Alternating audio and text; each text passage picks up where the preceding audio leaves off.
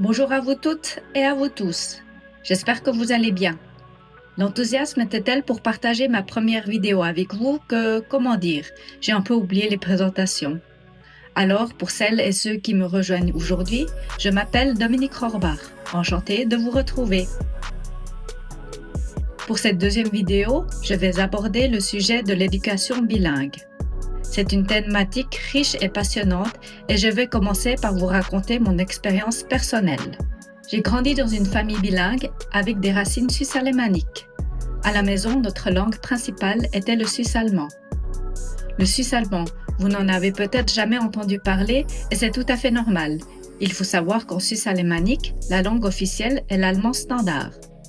Le suisse-allemand, c'est en réalité un ensemble de dialectes germaniques très vivants et utilisés au quotidien par une grande partie de la population suisse, plus de 60%. C'est une langue riche, avec ses propres expressions et sa sonorité particulière.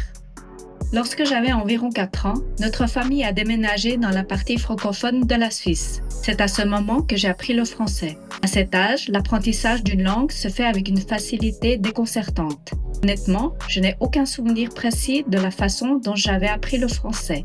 Un jour, je le parlais tout simplement. À la maison, le suisse-allemand restait une obligation, la langue de nos échanges familiaux. Mais avec le temps, passant de plus en plus de moments avec ma grande sœur et mes amis, le français a naturellement pris une place importante jusqu'à devenir notre langue de communication principale entre sœurs.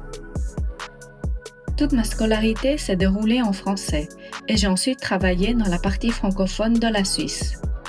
Inévitablement, le français a fini par s'imposer comme la langue dominante dans ma vie. Lorsque mon mari et moi avons commencé à envisager d'avoir un enfant, la question de la langue à lui parler s'est naturellement posée. Mon coréen, disons qu'il est fonctionnel, mais il me manque la fluidité, les subtilités et les nuances d'une langue maternelle. Très vite, il m'est apparu évident que je devais parler français à notre fille. L'idée de ne pas pouvoir l'expliquer, la rassurer, partager mes émotions les plus profondes dans une langue que je ne maîtrise pas complètement était tout simplement inconcevable pour moi. J'imaginais déjà la frustration de ne pas pouvoir saisir toutes les finesses de ce qu'elle aurait à me dire et mon propre désarroi de ne pas pouvoir exprimer pleinement tout ce que je ressens. Nous avons donc pris une décision. Je lui parlerai en français lors de nos moments privilégiés à deux et nous utiliserions le coréen lorsque nous serions tous les trois en famille. C'était une façon de respecter les deux langues et de créer un environnement bilingue équilibré. Et cette décision, qui était basée sur mon intuition et mon expérience personnelle, est en fait largement corroborée par un ensemble conséquent de recherches scientifiques sur le bilinguisme familial. De nombreuses études montrent que les enfants bilingues développent de solides compétences linguistiques dans leurs deux langues, surtout avec une exposition régulière.